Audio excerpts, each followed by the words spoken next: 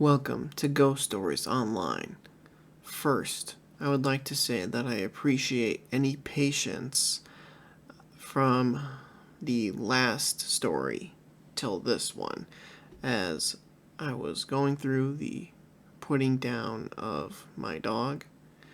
She was 17 years old, and she meant a lot to me.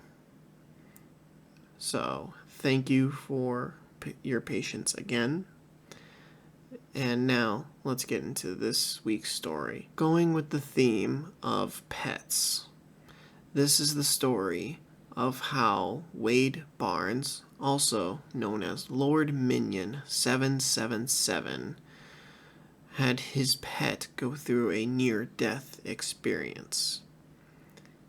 If you do enjoy this video, please remember to leave a like, subscribe to the channel if you are new, and turn notifications on so then you get every story each week. Wade has a cat named Shadow, and Shadow had to be taken to the vet for a dental cleaning. They took Shadow early in the morning and then left to go back home. They got a phone call that Shadow wasn't waking back up from after being put under anesthetics to do the cleaning.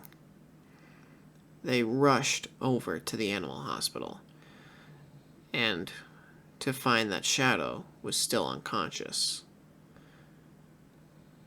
The vets told them that they had given him many different doses of the drug to wake him up, and it was not looking good. So they gave Shadow back to Wade and his wife and gave them some time. After a long period of time, they finally decided that Shadow was not going to wake up and that they should put him down.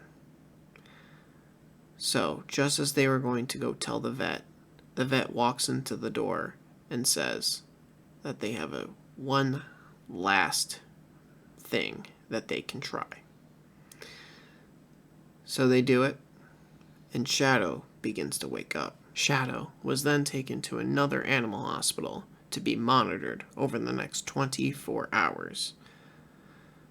So they take Shadow to the hospital, drop him off, and go home. That night, Wade has a weird feeling. The feeling as if his cat was home. He checks the bathroom, as that's where the sensation was coming from, and he finds nothing. He then goes back to bed, a little concerned that Shadow may have passed.